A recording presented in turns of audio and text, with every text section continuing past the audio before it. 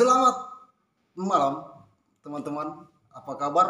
Semoga pada malam hari ini selalu dalam keadaan sehat walafiat tanpa kurang satu apapun.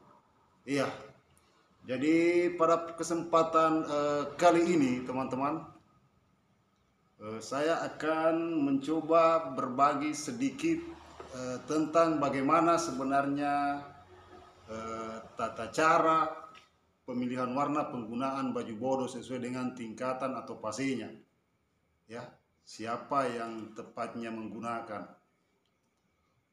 Oke, baik teman-teman. Jadi sebelum itu kita akan bahas sedikit tentang baju bodo ya. Sesuai dengan konten saya yang kemarin-kemarin yang membahas tentang lipas sakbe. Untuk kali ini akan saya ulas tentang baju bodo ya, bagaimana tatanan penggunaan warnanya untuk digunakan oleh kaum perempuan ya. Oke, jadi ada beberapa sebenarnya yang kita kenal warna baju bodo ya. Ada warna merah, warna hijau, putih, kuning, orange juga ada, warna ungu dan hitam ya teman-teman. Semua warna-warna baju bodo ini itu memiliki standar kelayakan siapa sebenarnya yang harusnya menggunakan. Oke, kita mulai dari yang warna kuning dulu. Kita mulai dari warna kuning ya.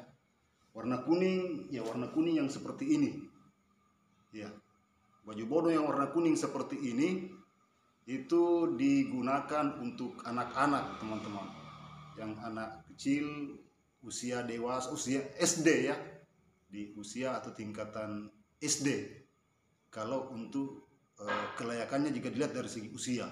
Nah ini warna kuning yang seperti ini.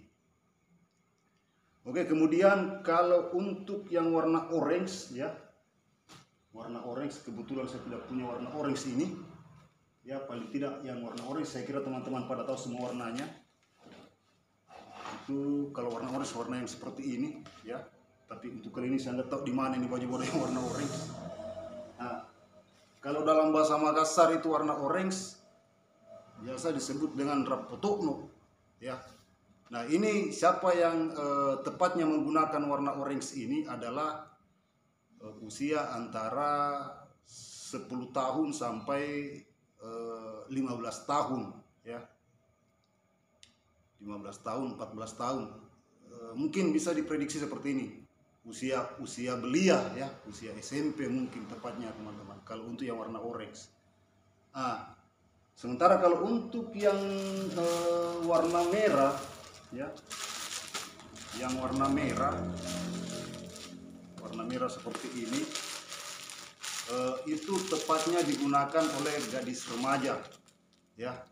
Ada tanda kutip gadis remaja yang sudah memasuki fase menstruasi teman-teman ya, mohon maaf sebelumnya.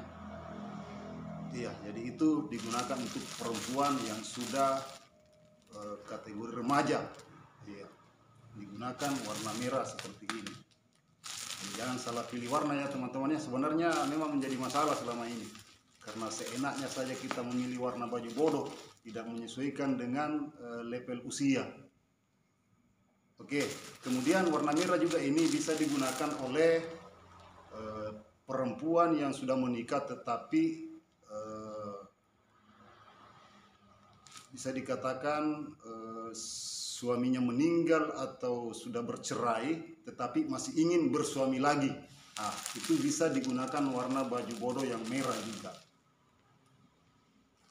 ya. Jadi dua yang bisa menggunakan warna merah ini teman-teman, untuk anak remaja dan untuk seorang perempuan yang masih muda kemudian suaminya meninggal atau sudah bercerai dan ingin menikah lagi, bersuami lagi ya. Itu tepatnya menggunakan warna baju bodo warna merah seperti ini.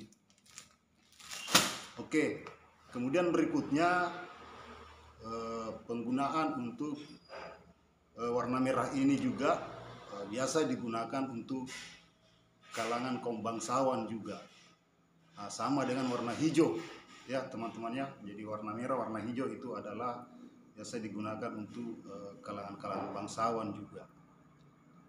Oke, kemudian berikutnya warna ungu ya. Jadi kita tidak punya warna ungu ini ya, paling tidak warna ungu seperti ini ya, warnanya seperti ini ungu.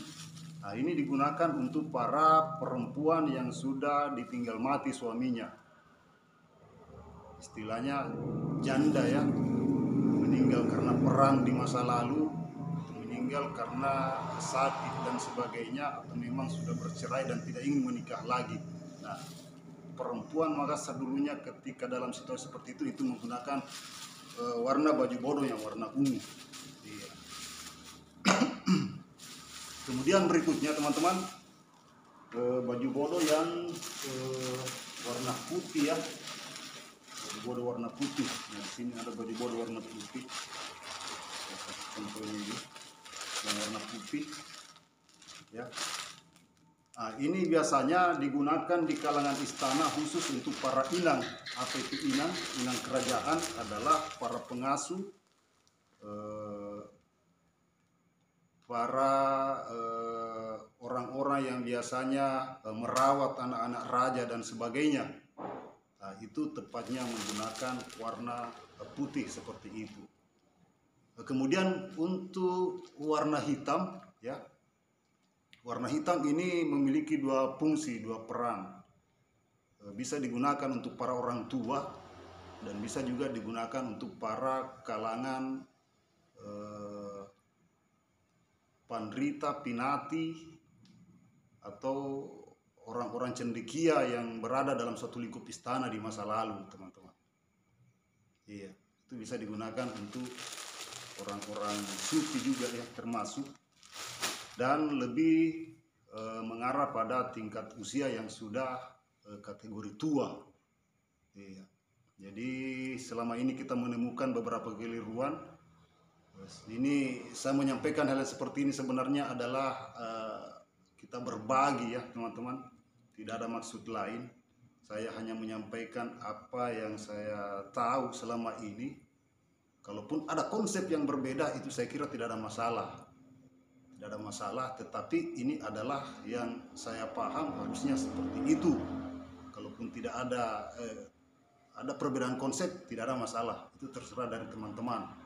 Jadi sebagai kesimpulan bahwa untuk warna kuning, baju bodoh warna kuning itu digunakan untuk anak-anak tingkat usia SD ya, ibaratnya seperti itu. Kemudian yang warna orange atau rapotokno itu untuk anak-anak yang usia SMP, belia.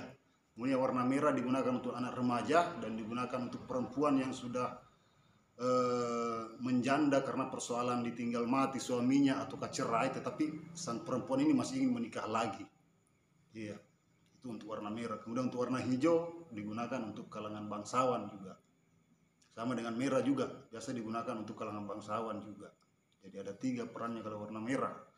Kemudian warna putih sebagai kesimpulan itu digunakan untuk para inang kerajaan di masa lalu ya, para juru masak, termasuk para inang atau yang merawat anak-anak raja atau pangeran di masa lalu. Ini adalah perempuan-perempuan yang harusnya menggunakan warna baju bodoh putih ya. Kemudian warna hitam khusus untuk para orang tua, ya. Jadi saya kira itu saja teman-teman. Tidak usah terlalu berpanjang lebar kita untuk hari ini, untuk kesempatan kali ini. Saya hanya berbagi, semoga ini menjadi referensi bersama. Dan sekali lagi, kalaupun ada perbedaan konsep, tidak ada masalah. Yang pastinya saya menyampaikan hal ini berdasarkan apa yang pernah terjadi dan berdasarkan pada tatanan tata cara penggunaan baju bodoh yang semestinya. Oke, salam budaya. Terima kasih.